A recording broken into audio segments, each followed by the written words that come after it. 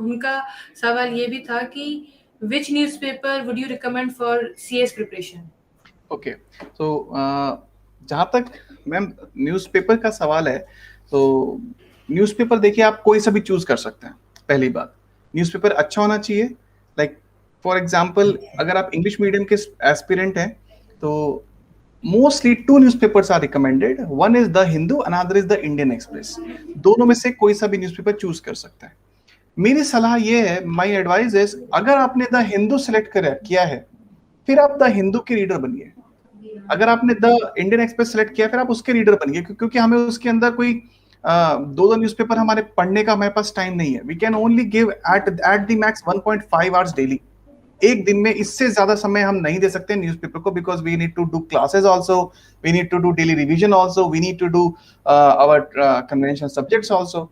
उससे ज्यादा हम समय नहीं दे सकते हैं। सो इसका मतलब हमारे पास में 1 से 1.5 घंटा है। 1 से 1.5 घंटे के अंदर हम एक न्यूज़पेपर कोई भी उठा ले। हिंदी का अगर आप मीडियम से पढ़ रहे हैं, हिंदी मीडियम से, you can read any newspaper including Dainik Jagran, Jansatta, है ना, Jansatta is a nice paper.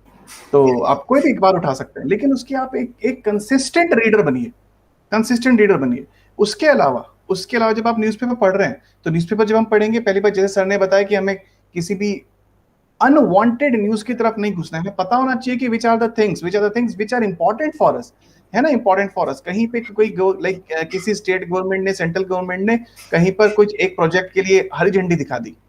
एक, ठीक है, हम मान लेते हैं सेंट्रल गवर्नमेंट ने एक प्रोजेक्ट था, एक छोटा सा हाइड्रो इलेक्ट्रिक प्रोजेक्ट बन रहा था, उसके लिए ग्रीन सिग्नल दे दिया।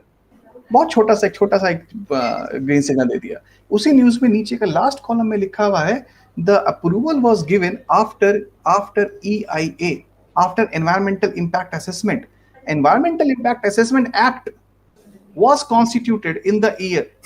Why it was constituted? Now this is something that becomes important for us. हमारे लिए ये important है, लाइक जो वो जिस प्रोजेक्ट को मिला है वो important नहीं है हमारे लिए, not at all। हमारे लिए important है what is environmental impact assessment, जिसके तहत वो अप्रूवल दिया गया है। एंड क्या वो उसके क्या मेरिट्स हैं, क्या डीमेरिट्स हैं, क्या चैलेंजेस हैं, that is important for us. The same way अगर कोई पूछे कि मुझे नहीं पता who is the president of India, कोई बात नहीं, है ना, एग्जाम में कभी नहीं पूछा जाएगा who is the president of India, but for us it is required, है ना, थोड़ा फॉर अ पर्सन, लाइक अगर आपको एक वेल अवेयर पर्सन कहलाना है, तो आपको पता होना पड़ेगा कि who is actually the president of India.